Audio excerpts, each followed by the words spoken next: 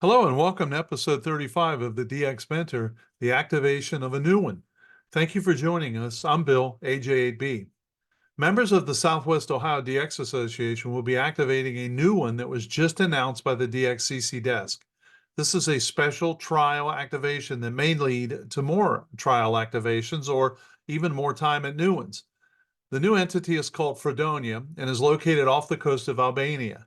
We have the hams who did all of the work behind the scenes and who are making the trip on this episode to tell you about the experience and what they expect.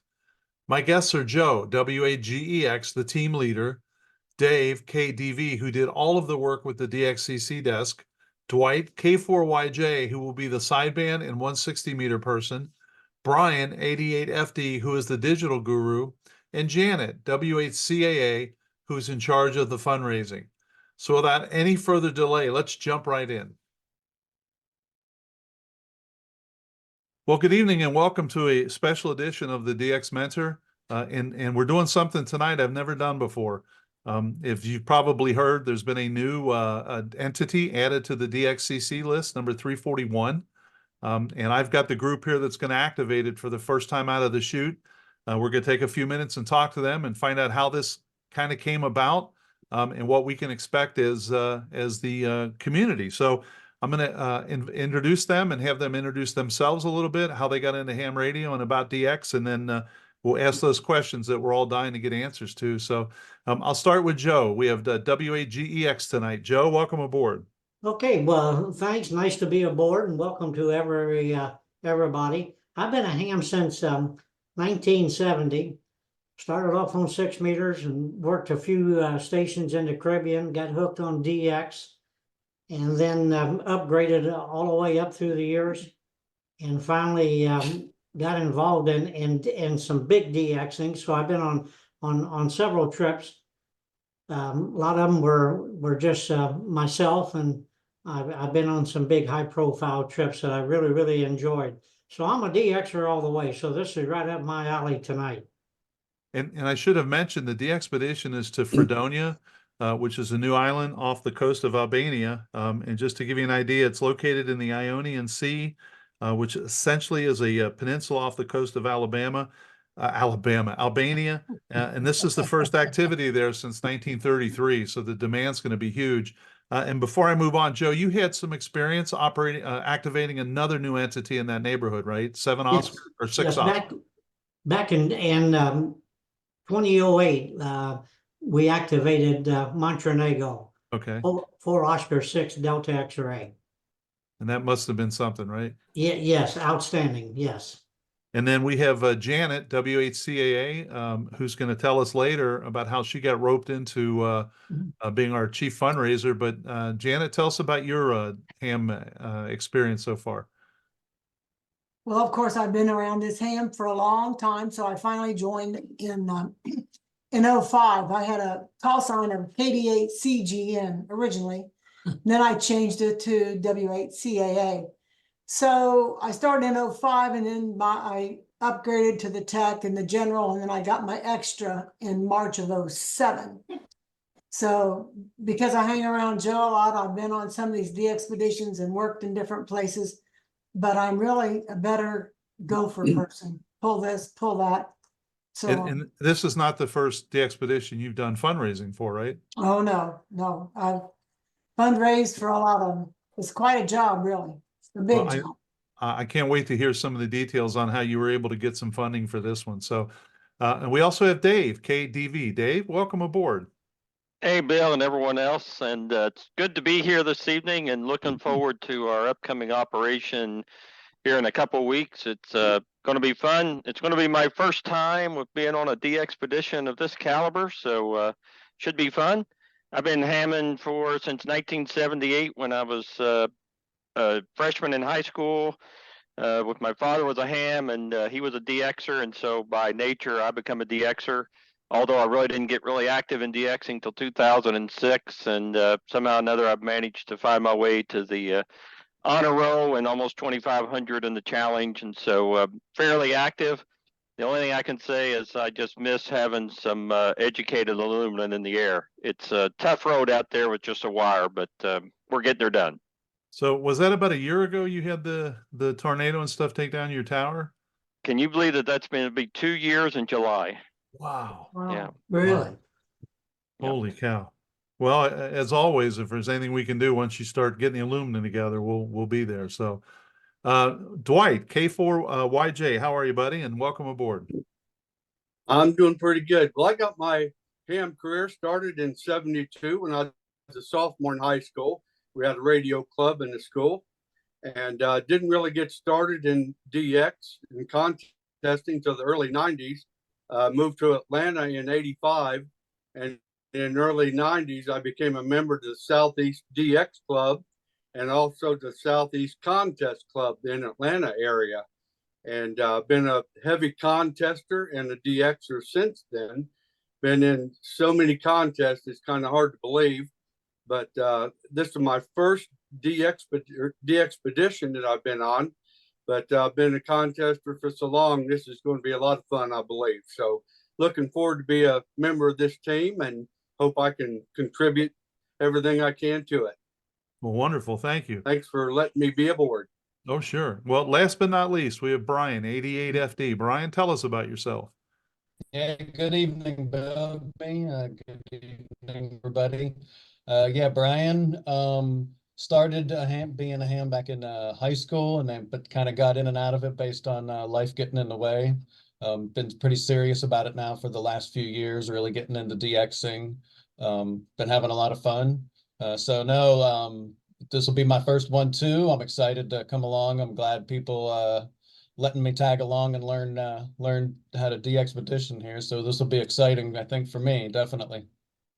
Well, what's cool about this group is that whether it's a contest or DX or the Ohio QSO party, I've heard all of you on the air, and I know you're all accomplished operators. So whether it's your first one or your 64th one, I really think this is a really solid group. So I'll start with Joe. Joe, you're going to be the team leader, as you all have said. How did you get this pull this whole thing together? Well, it started last June, Bill. I've got a ham friend who is a subcontractor over in Albania, and he got word that Freedonia wanted to become 341st new entity for DXCC. And this island was off the west coast of Albania. So my friend made arrangements for the group here to go and meet with our communication officer and discuss plans of a new DXPedition. After a 2-hour meeting, telling them about our experience and what we've done in the past and how we could successfully pull this off, they agreed for us to come in and pull this DXPedition off. So we were very grateful to my friend in Albania. In order to thank him, we took him out for a nice dinner for his time and cooperation. And now the DXPedition is way underway. I did lead a group in 2006 to Montenegro, so I'm quite familiar with the area, although I've never been exactly to this island. So we rented a house, we've got license, we got our flights, we've got everything booked, we got all the radio equipment, antennas have all been shipped and are on the island, and we're really all packed and ready to leave on March the 28th, and we should arrive there and be on the air on April 1st. So we're really looking forward to it. So if I recall, the good and the bad news is we can operate April 1st, but it's only a 24-hour permit, right? Yes. Okay. So that'll be interesting. I don't know if that's what I think is cool though, reflecting on what you said. If y'all were active back then, 20 years ago, I don't believe Albania was allowed to even have ham radio. And now you're sitting in Albania making plans to activate an entity right off its coast. So that's pretty cool the way that comes around. Yes, and that's all correct. Yeah. So it's interesting to me because anytime you do this stuff last minute, it's usually as expensive as can be, right? The shipping, you had to get priority shipping to get the stuff there. So Janet, you were in charge of fundraising. I'm sure that was volunteer. So how did you pull that off? Well, it wasn't easy, to be honest, because in the past I've done a lot of these, and I would contact all these clubs and basically beg for money. And of course, I'm not the most experts on the internet, so I did it the hard way, and I'd have to look up a club and then try to find a contact person and so on. Anyway, it took hours and hours. Anyway, so while Joe was talking about this, I decided to do some looking around about Freedonia because I had never even heard of it. Anyway, so I found out that this little island is known for its exotic red ants. Yuck. I mean, everybody knows that those things bite and hurt you and so on. But anyway, there's a small group of scientists that like to study them. I guess there's somebody who studies everything. And it's called the National Geo-Red Ant Society. And they were looking for somebody to help them in their research. So anyway, I contacted them and I found out they had grants available if they could find someone to go there. And by some miracle, they had funds left over from the American rescue funds, you know, that we all had after the pandemic. And so they were willing to help us out and pay and all that. So they're going to pay from the flights and everything from Amsterdam.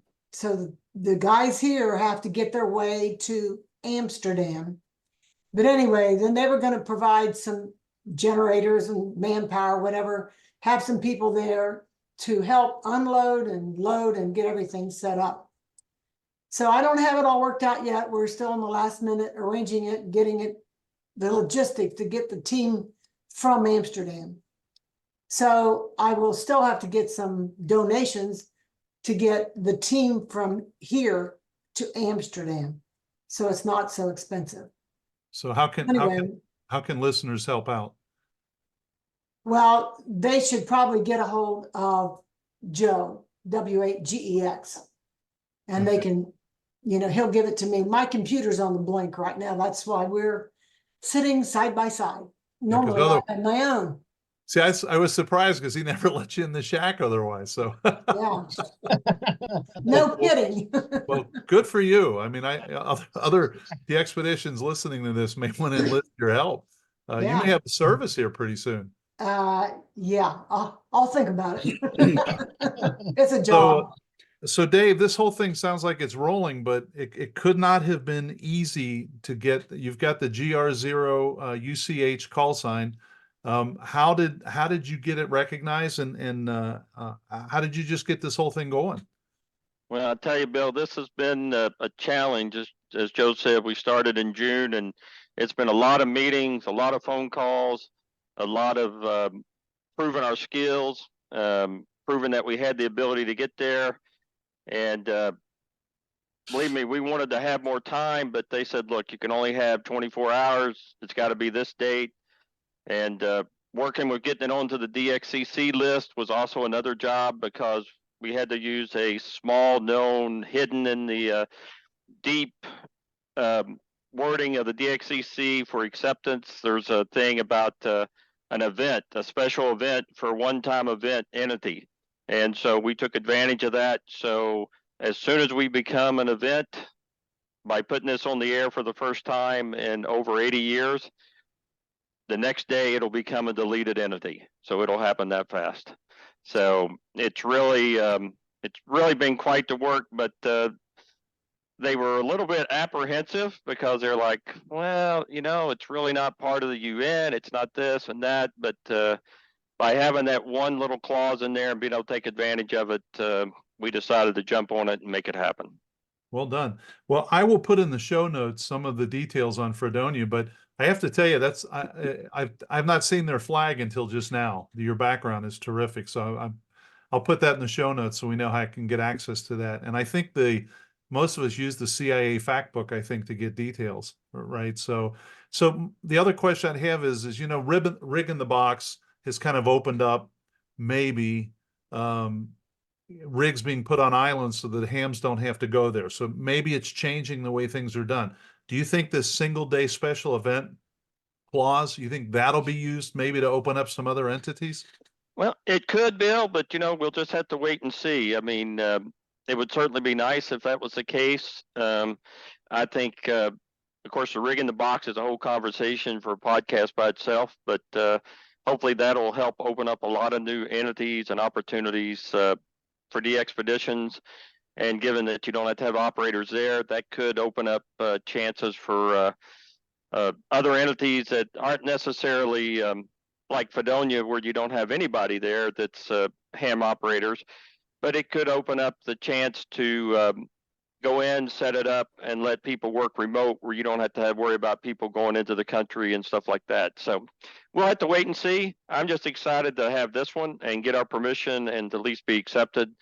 I think that in itself is a huge accomplishment on our part, and it couldn't have been done without the help of all the team. Great. So Dwight, you have two roles, I think. You're the 160-meter guy, and you're also going to be the sideband, the lead guy on sideband. What are you expecting, and do you think there'll be any 160 activity since it's kind of late in the propagation year?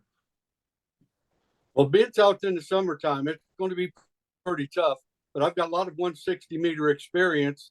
And if there's any propagation, and if anybody wants to work me and they have patience, I'm going to get them in the log if it's at all possible. And I'm just going to ask the people, just hang in there. If I can hear them, I'm going to keep trying. I'm going to work them. I'm going to get them in the log. And if the person I'm trying to work, if the other people could please stand by, let me work them, be patient, I'll get you in the log. And that's all I'm asking. Be patient and no QRM. Just be as patient as you can, and I'll get you in there. So what is your style? Do you want full calls only or partials? No, I'd like full call sign, because I can get a partial of a full call sign. Okay, great. And I'll work that, because I could get a partial of any of that full call sign, and I can go from there. So the other thing I'm curious about, and I think most of you guys, I think it was Navasa that was on the air, and they had like I think they were up, literally up like 75 KCs or something. You guys remember that? They had this massive split. Do you anticipate anything like that, or you think up 5? No, I'm not going to work a wild split like that. It's going to be 5 to 10, and I'm going to pick them out of that, if even that big of a split. But it'll be a small split, and I'll pick them out. Okay, good for you. Well, I've heard you on 160, so if there's anybody on the call that can do it, I know you can do it. So I'm glad for that. Brian, you're going to be the digital guy. So Yes. are we talking FT4, FT8, MS, I can't even say it, MSHV, or which of those are we trying? How many streams are you going to have going, et cetera, et cetera? Jesus, so the pileups are gonna be massive, right? Like we all know that, because everybody needs this one, right? There's nobody alive that got it the last time, right? So yeah, we're expecting that we're gonna need to, in that 24 hours work absolutely as many as possible, right? So we're gonna use MSHV. And so what this does is that allows us to work everybody in that full pass band, right? So it's not like Fox and Hound where you kind of give up that first 1,000, right? And anybody can work us using kind of any of the Fox and Hound protocol or the normal one, right? So hopefully that doesn't cause confusion like we've seen in the past, where people don't know whether you're working Fox or Hound and don't know, where to be in the spectrum, right? So we're trying to make this as full. And so we're going with MSHV. The other thing we're going to do to maximize the queues is we're actually going to have 2 digital stations on each band. So we're going to synchronize the transmit and receive, so they're both transmitting at the same time and both receiving at the same time. And then this is going to allow us to essentially double that rate, right? So, I mean, I think we're going to be able to get everybody in the log, right? Everybody's going to get a piece of this. And so I think it's going to be really great. We're working on networking all the stations together. And we're going to have Starlink. So all this stuff is going to be live streamed. So everybody, it'll kind of cut down on the anxiety of the operators. They'll be able to see that they made it into the log, right? And so hopefully we can cut down on dupes, because we want to give everybody, ATNOs as possible, right? So like we are like pulling out all stops on this one. We're gonna make it happen. It's gonna be big. Wow, well done, well planned. And it sounds like the only person on this call that might have Freedonia log from 1933 would be Joe. Nice. Yes. Joe, check your log. But so I'll go back to Dave because we've talked about sideband and FT8. What about CW? What are you expecting? I'm expecting just massive pileups and continuous, never-ending flow of stations. Hopefully, like Dwight said, I'm looking for just full calls only. I think that's the best way to go. And always, of course, we'll always be working split. And just like Dwight said, going to try to control the pileup to keep it from getting too unruly. But considering everybody that's chasing DXCC is going to probably be out there trying to work us, I don't know that's going to be a lofty goal. So it wouldn't surprise me if we had a split of somewhere between anywhere from 5 to 15, maybe 20 KCs, and it's going to be somewhat like a lottery for some of those guys working us. But I just don't know that we can fit them all in that regular 3 to 5. It's going to be massive, but it's going to be exhausting. But it's going to be just a hell of a lot of fun. A full day, right? Yes, day. absolutely. So Dwight, if there is a 30 or 50 KC spread, and I'm sitting here, I got 100 watts and an antenna. Do I have a shot? Well, it's kind of frustrating for the DX caller to have a spread like that because you kind of feel like you don't have a chance when there's that big of a spread. So I'm going to try to keep my spread as low as possible, but my filters are so tight that I can, keep the spread a lot tighter. But if I have to spread out, I will. So if I got to go to 10, 20, I will. But I'm going to keep those filters as tight as I can and keep that pile up as short or as tight as I can. But, when you get a 20 and 30 kilohertz spread, the guy that's trying to call me feels like he doesn't have a chance because the spread is so wide. And it's frustrating on that end. And because I've been on that end. And if you think that spread is so wide, you think you don't have a chance. Yeah. So I don't want the caller to think he doesn't have a chance. So Joe, that's what I'm going to try to do. Great. I'm excited, and I know you guys well enough that you've thought this out, but you've really thought this out. So Yes. I'm excited. I think you're really setting yourself up for success. So Joe, I've got Dwight on sideband, I've got Brian as the DigiGuru, and we have Dave manning the CW stuff. You're going to be floating between the three, but you're also going to be going 60 meters, right? Yes, that is correct. So on 60 meters, we'll mainly be on FT8, and we've got plenty of filters, so we should not have, or we're hoping we will not have any intermod between the stations. And that being the case, we'll be operating FT8 sideband and CW as well on 60 meters.